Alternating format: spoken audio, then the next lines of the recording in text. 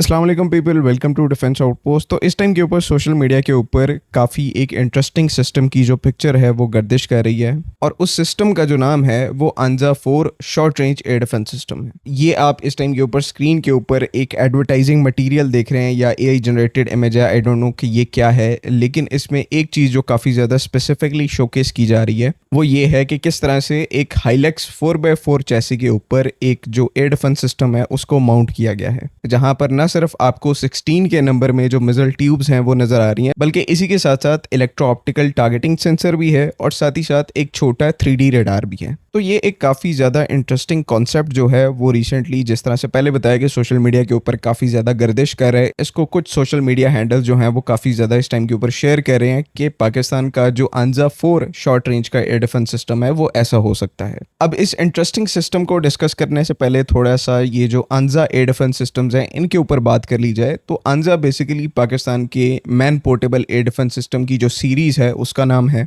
जिसको पाकिस्तान में KRL की तरफ से प्रोड्यूस किया जाता है, यानी कि खान रिसर्च लेबॉर्ट्रीज की तरफ से। और ये बेसिकली चाइना के जो FN6 man portable air defence systems हैं उनका एक लाइसेंस प्रोडक्शन वेरिएंट है। तो over the years as low as 1990 से ये जो man portable air defence systems हैं इनको पाकिस्तान में लाइसेंस प्रोडक्शन के थ्रू बनाया जा रहा है, और देन वक्त के साथ साथ इन्हीं सिस्टम्स को काफ़ी ज़्यादा अपग्रेड भी किया गया, जिसमें पहले आंजा मार्क 1, फिर मार्क 2 और मार्क 3 जो वर्जन्स हैं उनको निकाला गया, जहां पर कैपेबिलिटी में जो एक इंक्रीमेंटल इंक्रीज है वो देखने को मिला। और अब इस टाइम के ऊपर जो आंजा 3 जो लेटेस्ट एडिशन है Anza man portable air defence systems का, वो पाकिस्तान मिलिट्री की सर्विस में है। और यहाँ पर पाकिस्तान मिलिट्री में क्यों कह रहा हूँ, बिकॉज न सिर्फ ये पाकिस्तान आर्मी की सर्विस में है बल्कि पाकिस्तान नेवी भी इसको यूज करती है और पाकिस्तान एयरफोर्स भी यूज करती है। तो आंजा 3 तक तो ये जो man portable air defence system है ये एक्चुअल में एग्जिस्ट करते हैं। अब ये जो आंजा 4 short range air defence system है, जिसके ऊपर रिसेंटली सोशल मीडिया के ऊपर डिस्कशन स्टार्ट हुई है, जब से ये DJI SPR की तरफ से प्रेस कॉन्फ्रेंस की गई है 7 मई को, उसके बाद से इन एयर डिफेंस सिस्टम्स के ऊपर डिस्कशन स्टार्ट हुई है, और तब से सोशल मीडिया के ऊपर इन्हीं डिफरेंट सिस्टम्स की जो डिटेल्स हैं उनको डिस्कस किया जा रहा है। जिस प्रिसाइजनेस के साथ इसको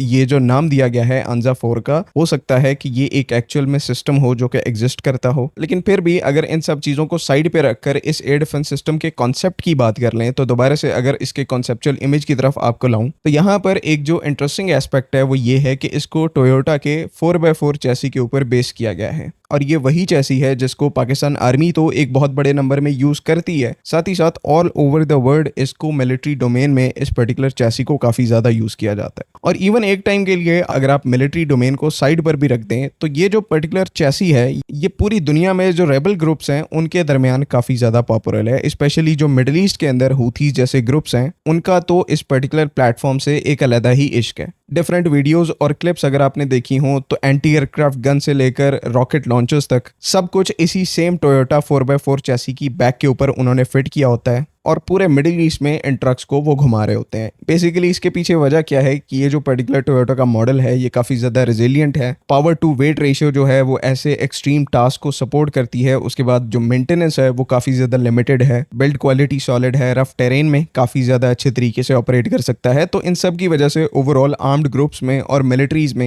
ये पर्टिकुलर टोयोटा 4x4 जो है वो काफ़ी ज़्यादा पॉपुलर है। तो ये जो आंजा 4 कॉन्सेप्ट एयर डिफेंस सिस्टम है इसके लिए भी पर्टिकुलरली यही चैसी सिलेक्ट किया गया है, एटलीस्ट इसके पोस्टर में ये चीज विजिबल है, और इसी की बैक साइड के ऊपर एक जो एयर डिफेंस माउंट है उसको एस्टैब्लिश किया गया है, जहां पर अगेन जैसे पहले मेंशन किया कि 16x4 की कॉन्फ़िगरेशन में यहां पर सरफेस टू एयर मिसाइल्स मौजूद हैं, पैसिव ट्रैकिंग के लिए डिफरेंट यहां पर जो इलेक्ट्रो ऑप्टिकल सेंसर्स हैं वो मौजूद हैं, और एक स्मॉल रडार है 360 डिग्री सर्वेलेंस के लिए और ट्रैकिंग के लिए। तो शोरैड कैटेगरी की बात करेंगे, यानी कि शॉर्ट रेंज कैटेगरी की, जहां पर जो एयर डिफेंस सिस्टम है उनकी रेंजेस कम होती हैं, तो उस कैटेगरी में ऐसे जो छोटे सिस्टम्स हैं वो ठीक तो बैठते हैं, लेकिन इनकी रेंज जो है इनके सिस्टम के साइज की वजह से थोड़ी सी ज्यादा ही लिमिटेड होती है, यानी कि मिनिमम यहाँ पर 4 to 6 किलोमीटर की जो रेंज है वो आपको इन सिस्टम से मिल जाएगी। इससे ज्यादा रेंज आप यहाँ पर एक्सपेक्ट नहीं कर सकते, बिकॉज अगर आपको इससे ज्यादा रेंज चाहिए तो आपको जो इंटरसेप्टर मिसाइल है उसका साइज बड़ा चाहिए, उसको होल्ड करने वाला जो सिस्टम का साइज है वो बड़ा चाहिए, और इसी के साथ साथ ज्यादा रेंज कवर करने के लिए आपको मोर पावरफुल सेंसर चाहिए,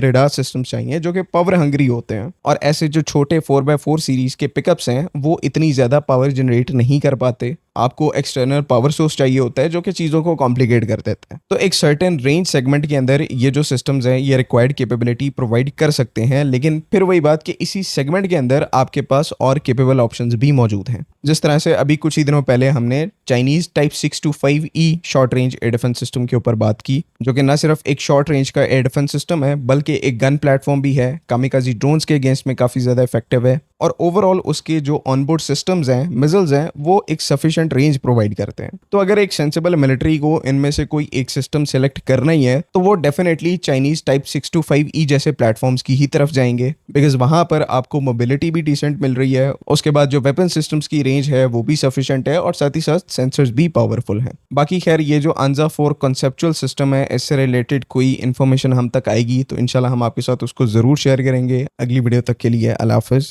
पाकिस्तान जिंदाबाद।